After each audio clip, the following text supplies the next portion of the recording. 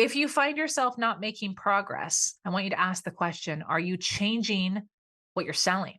Are you changing how you're selling it? Are you going from a webinar launch to a challenge launch to a sales call to a, I don't know, whatever it is. I just want to ask you, your thing that you want to sell, have you stuck with that one thing and figured out different positioning, different messaging, different approaches, but stop changing all the things because you don't know what's working and what's not working if you keep changing it all.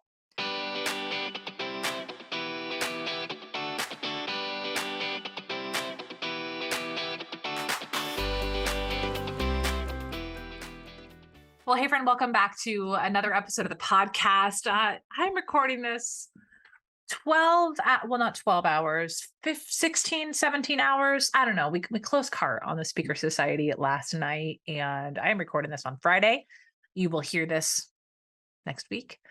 And I wanted to do an episode today to talk about something that was on my mind. So this is going to be a freestyle, free scripted. And you and I both know that those always turn out to be the best episodes that y'all go bananas over. And I'm like, really? That was the one? I didn't even prepare for that. And it's the one that, so who knows? And maybe it's going to go either direction now, but I want to talk about something that is fresh on my mind. And it is something that I have struggled with a lot. But once I got a handle on, it was a game changer in my business. And quite frankly, it's one of the things that I attribute so much of the success for my Heather Sager brand and for our launch at the Speaker Co. and our just most recent successful launch of the Speaker Society. This has been the little, I'm not even going to say a secret weapon, but it has been an anchor for me. And I want to talk about it today. And I'm going to get to that here in a moment. But first, I just want to give a little moment of gratitude. If you are a longtime listener to the show, or even a most recent listener to the show, we went full ass on this last launch of the Speaker Society. So listening to this again, the doors are now officially closed. Y'all, so I want to speak to you. If you have a program or a service, I'm going to put on some chapstick because mama's going to preach here. If you have a program and service and you find yourself holding back when it comes to selling because you don't want to be a bother, or you don't want to be put in a category with, I don't know, the schmucky person that you just, you know what I'm talking about when you mute yourself, when you hold back a bit, when you're like, "Ah, I can't, like, I'm not going to say that thing, or I'm not going to post it again, or I'm not going to be so overt with it." I want you to get real present with yourself and ask yourself, do you hold back when it comes to your launches or your selling? Are you more passive? And if you notice that, there's nothing wrong with that. I don't want you to, I don't want this to be interpreted as me telling you you're doing anything wrong. But what I want to remind you of right now, that it's okay for you to boldly sell your shit. It is more than okay. It is required. And you're a business owner. You are in business, and it is perfectly fine for you to show up and sell the heck out of your stuff. Sure. Some people will be like, I got her. Oh my gosh, she's in my inbox again. Like, who is this person in my inbox? Like, bleh, bleh, bleh. Anyone who's thinking that, they're not going to buy from you anyways. I mean, I roll, let them go. Like, do not allow those people's perceptions or even hypothetical judgments. They're not even real judgments. They're like, you're hypothesizing that they're thinking that, right? So this fictitious story that we tell ourselves of what people think, don't let that be the determinant of whether or not you show up, or you send the email, or you are a little more bold on your social media, or you do the other post, or you add the commercial on your podcast. Like, don't let that potential negative thought of someone judging you for selling, do not let that be the voice that dictates your strategy, because that's gonna kill you in terms of a business. It's not going to work like that. And the reason why I brought this up is, so I'm in a mastermind, and it's a little mini mastermind that we primarily chat on Boxer with a few other ladies. And we connected in March of this year at a live event together. And I swear there's tangents in this episode and they're all going to be good and you're going to love every single moment. So here we go. Buckle up, baby. You might want to go refill your coffee. But this mastermind, little, like I said, mastermind, it's so informal. It's a peer mastermind. We're on Boxer chatting all the time. We connected because we wanted to have daily exposure to women kicking ass. Women who were unapologetically chasing a big goal and not at the sacrifice of their families or their sleep or their, I don't know, doing other things like taking a lazy nap on a Thursday. But we wanted to be around other women who were similar. So all of us have an ambition to have $1 million business, not to have the money, but to have the sales system and the infrastructure to support that kind of business. That's what we're each after. And that's a story for another day. Side note, if you want to hear more about that, I can do more episodes on around my whole thought around the quote unquote $1 million business pursuit. But what we wanted to do was we wanted to be around people who were talking about money. Because right now there seems to be this conversation that when you're in business, I mean, you can only talk about money with other business owners because people outside of this online business world think we're crazy town for talking money, or they get really judgy and be like, what? Or they, I don't know, whatever, right? People have money issues. I think that's just fact. Like it's a very well-known thing that so many people, probably ourselves included, have weird relationships with money. And we're not going to get into that today. But particularly in the industry, there's these kind of like two camps of people who are like in your face talking about money, who it's nice to know because you can hear it, but it's, I don't know, it's typically paired with a lifestyle that's probably not one that you're after, whether it's a hustle lifestyle or a look at me on my beach. And you're like, that's not realistic. I have 3 kids and a minivan. I have neither of those things. I have 2 kids and a SUV. Anyways, what we find is the people who talk of money are typically are not, I mean, that money part's aspirational, but the lifestyle isn't. So what happens is we find ourselves not really talking about money, or we fall into the thing of like, we're not gonna overly worry so much. We're just gonna focus on just showing up and doing our best and just seeing where the cards fall. But deep down, you have a goal around what you want, and then you're drastically disappointed. But then you don't want to tell people that because you didn't want to tell me you had a money goal because you just had an impact goal and blah blah blah blah blah. I don't know, all these things. I don't. This happens for you. This happened for me, right? A lot, and even still today, it happens to a degree. But I want to bring this up. So we started this mastermind with these ladies because we want to talk about money goals, talk about the real numbers of launches, the reals what's going in the launches, and earlier this year when we were doing the affiliate launch for Business by Design, I was in the group of these ladies. A lot of them were also affiliates. And I had approached this, I adopted this mantra that I've talked to you about multiple times. And the mantra is, if I'm going to do something this year, I'm going to commit full ass. This has been my mantra from day one. In fact, on the wallpaper of my cell phone right now, it says always full asset. When you live your very best, most authentic and sincere life, you inspire others to do the same. When you live your very best, most authentic and sincere life, you inspire others to do the same. Always full asset. That has been on my phone since January 1st of 2022. And I brought that to everything. So I brought that into the affiliate launch that I did in the spring and blew my own expectations out of the water. And I was sharing about that journey of just showing up, sending another email, going on live, asking Wedmore, whose program it was, asking him to come live with me. And I'm like, who am I? Like, I have this tiny baby audience. Why would he say yes? But hell, you don't know unless you ask. So I just kept asking for things. I just kept going full ass with it. And it was incredible. I mean, incredible results from that launch. But I bring that up because the ladies in the group, they've all now adopted this mantra of like, we go full ass. Like, this is a full ass launch. We show up. So I bring all this to you because it started with a gratitude because I know you stuck with it over the launch with me. But I wanted to say this. I don't say thank you for joining me in the launch because I feel bad that I was in your face talking about all things Speaker Society. I don't feel bad by any means. I am so happy to have the platform and the opportunity to talk about those things, to help the people. We had 45 people join up for the Speaker Society, which is like, Emily and I are freaking out. Bananas, so incredible. And I say thank you because I appreciate you and I value you. And it is still crazy to me that I keep showing up this microphone and y'all keep coming back to listen. And this weirdo girl from Vancouver, Washington, working out of a guest bedroom, rambling about random things, you keep showing up.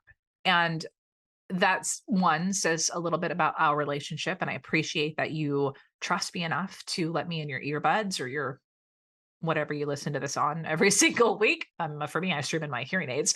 Uh, but I appreciate that. And I also want to say thank you for you betting on yourself. This is going to be really cheesy for a moment, but I'm so appreciative for the other entrepreneurs who have the audacity, if you want to call it that, to show up and share their message.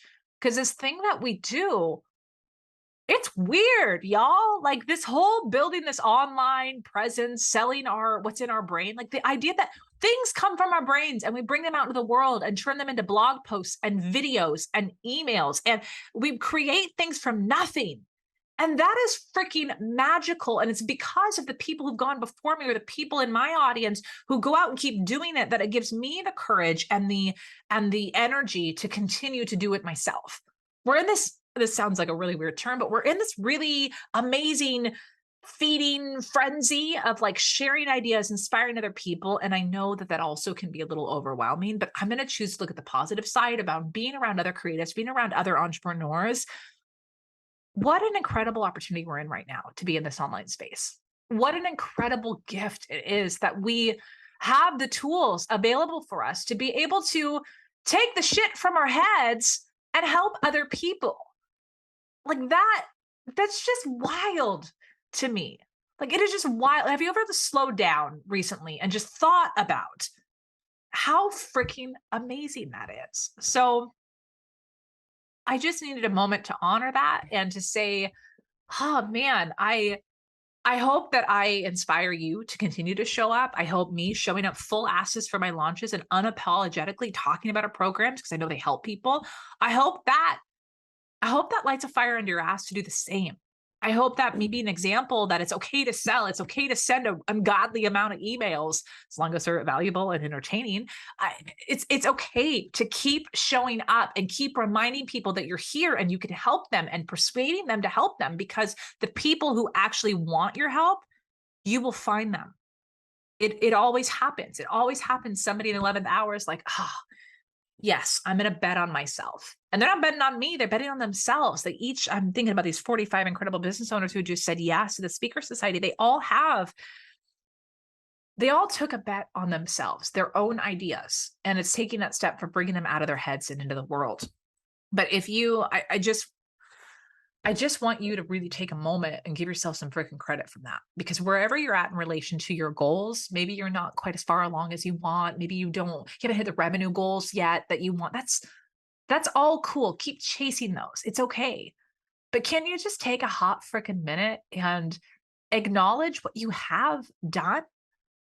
I have just found that we focus so much on what we haven't done that we crap on the incredible things that we have. And so let's just be your little pat on the back. If you need that pep talk today, I don't know, that just flew out of me that I just needed to say these things for someone listening. What I wanted to talk about today, and this is probably a beautiful culmination, the message that was on my heart to share was the thing that's really made a difference. I think about this online business thing is kind of like dog years, right? I giggle because I've had some really great conversations this week. And when people have talked about wanting to work together in the Speaker Society or doing business coaching with me, they made comments around like, I want to have a business like yours, like established, like longevity. You've been doing this for a while. Somebody was like, how did you build relationships with all these big players in the industries? And I keep giggling like, wait, who, me? Like I have this tiny little baby business. We've been at it for, what year are we in? Full time, y'all, just for a few years, full time in my own business. Granted, I've been doing business coaching and working with entrepreneurs and speaking for the last 15, 17. It's been a hot minute, y'all. I'm not as young as I look. Although I am blessed with very great skin and I drink a lot of water, and I bought some new skincare products that have really helped me with that. Anyways, I get a lot of feedback from people that they want to have businesses like mine. And I share this with you because I've done a very good job building up my own personal brand, and Emily and I are doing this together now at the Speaker Co. I've done a really good job with something called positioning. And positioning is how how you place yourself in the marketplace. Are you low ticket? Are you high ticket? Just what's the vibe of your brand and what do people associate you with? It's all around positioning. It's like why my friend Phil Jones, who's a wonderful speaker, he talks about sales. He uses a metaphor of a pen, that you take a black pen and you put it at Walmart, and that price of that pen is going to be 50 cents to maybe $2. But you could take that same pen and put it in a velvet blue box, and put that velvet blue box encased in glass on a base in a store filled with lights, and it has a front guard out front, like a guard at the front, like a Tiffany's store or one of those fancy purse stores. That same damn pen, you look at that in that glass encased box in this very, very fancy store that you have to get an invite to go into. People would pay like 20 grand for that freaking pen, same goddamn pen. So what's interesting is that that's positioning, right? And we're not like obviously a crappy pen here as we're talking about it, but I've done a great job positioning my brand. And what I want to share with you today is, as we've transitioned from my company and Emily's company into one business, a Speaker Co., there's been one specific thing that I think has really served us both very well that I want to impress upon you here today. Because if you are an entrepreneur, most likely one of the things that is your best gift, but is also probably your biggest liability and might be the reason why you're not making progress, is your creative innovation and wanting to always do new things. So hear me out for a moment. How many ideas do you have on any given day? If you're anything like me, it's probably like in the 1 billion category. And think about any given week or any given month. How often do you sit down and dream about the different revenue plans for your business, or the different offers that you create, or the different types of podcast episodes you can do, or the different different tactics for marketing? It's like, oh, now I need to do reels, or now I need to do YouTube, or now I need to do this. It's like that hopping of tactics and strategies. These are all ideas, whether they come from you or they come from external things that then spark something in you to choose. I want you to think about how often you're coming up with new ideas, new tactics, new strategies, new content. And this is a beautiful thing, because as entrepreneurs, we're creative, we're resourceful, we have the ideas and we take action on them. But as you'll quickly notice in a moment, that same ideation to like wanting to take action, what happens is when we start taking action on all of these things, but we don't actually stick to one thing long enough to make it work, we find ourselves in one of those hamster wheels, or we find ourselves kind of stuck in the mud and we can't seem to get out. Pick the metaphor that works best for you in your brain right now. The thing I really wanted to bring in today is I want to challenge you to ask yourself, have I really committed to something and stuck with it long enough to evaluate what's working and what's not working, to refine it? I mention all of this because when Emily and I were building the Speaker Co., specifically when we were building the Speaker Society, what was interesting is we found ourselves for a moment going like, oh, we got to reinvent the wheel. Oh, let's bring all these things together. Oh, there's all this new stuff. And what we realized is we really didn't anything new. We just need to double down on what we already had that was working really well, but do it at a higher level. And that's exactly what we did. That was exactly how I built my business, and how I've been able to capture the revenue and have the conversion rates that I've had in my business. Is I committed to one program, and I launched that program over and over and over and over and over again. And I'll tell you with full confidence, I've never once had a 6-figure launch. In one launch, never done it. My launches have been between $25,000 and $65,000 continuously every year for the last, 4 years of launches, 3 years of launches, whatever that number is. If you find yourself not making progress, I want you to ask the question, are you changing what you're selling? Are you changing how you're selling it? Are you going from a webinar launch to a challenge launch to a sales call to a, I don't know, whatever it is? I just want to ask you, your thing that you want to sell, have you stuck with that one thing and figured out different positioning, different messaging, different approaches, but stop changing all the things, because you don't know what's working and what's not working if you keep changing it all. So, coming back to how I opened up this episode, the singular thing that has helped me be successful is to respect and understand that I am a creative idea person. And if I always live in that creative idea mode, I will never reach my goals. So, what I did very quickly is I kind of like the home edit. I know Emily and I talk about our love for Clea and Joanna and their business bestie relationship, but here's a little example for you. One of the things, if you've never watched the home edit, or even if you have, you probably forgot about this step.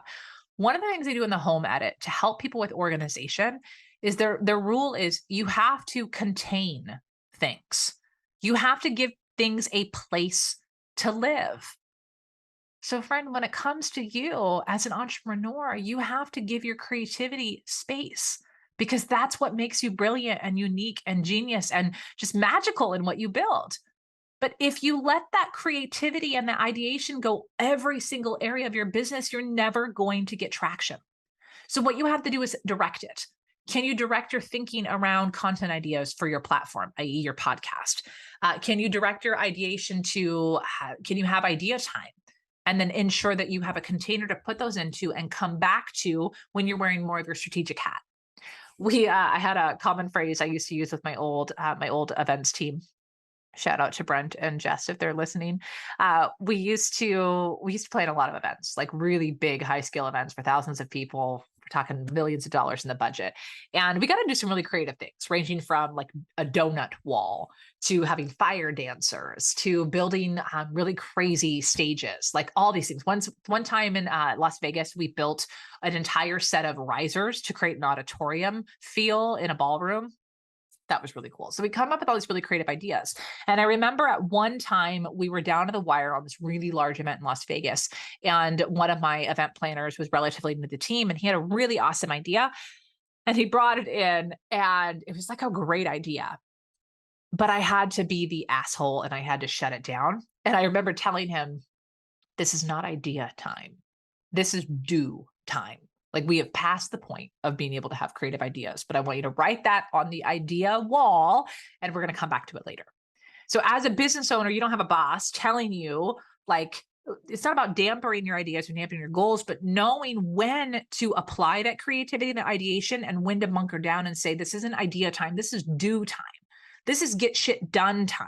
This is you sticking to the plan, working the plan, and looking at the data to tell you the data will direct where to be creative. You see, this is the biggest mistake. Like, hello, we all just like sit up and dream up and come up with all these ideas all the time when we're on walks, when we're taking a shower, when we're laying at bed at 3 o'clock in the morning, like all these ideas all the time. And when we don't direct where to have these ideas, it's just everywhere. But when you run a business and you're able to start collecting data, and for me, that was in launches, right? Of actually looking at list building and conversion rates into launches and how people nuanced with those launches. What was the average selling price? Like looking at the numbers, y'all. And it might not sound very sexy. And if you only done one or two launches, you're like, I don't have much to go off of. Any numbers are better than no numbers. You need to look at the data and let the data tell you where do I need to problem solve? And then let what you do so great, let the ideas come in. Don't make the mistake that I see too many entrepreneurs make online, where when they see a problem, do you know what they do? They go to a Facebook group and they dump their problem and they ask other people for solutions. And friend, that could be helpful. Sometimes getting that outside idea is helpful. That's why I'm actually in multiple masterminds right now. I have different Boxer threads with different people because I need that external piece. But do not go to the external first. You have a big, beautiful brain that can problem solve, and only you know your business. Only you know your content. Only you know your offer. So give yourself space to be creative. But you notice how this whole word vomit that I'm doing on you right now, how it's all came out. Where you need to focus is you need to direct that creativity. You need to direct that idea flow that comes out of you. You have to point it at something, because if you don't, it's like, imagine, okay, water. Here's a metaphor I'm going to use. Water. If you direct water through a hose, like a fireman, you can blast that water and it can be so powerful it could put out fire in a whole home. Like I'm not a firefighter, nor do I play one on TV. I just watch Grey's Anatomy and Station 56, 79. I don't know, whatever. Station 19, those two on ABC. Yep, that's my extent here. So please forgive me if you know a firefighter or your family's one or any of those knowledge things in your brain is there. What I'm saying here, though, is water, if you direct it, it can be very, very powerful when it's potent through one source. But if you were to just like let water flow, let's say a mile long, it's the same volume of water, it just kind of trickles. And my metaphor is kind of falling apart here. But what I'm trying to get at is you don't want to be like this leaky situation of just ideas flooding, kind of trickling in.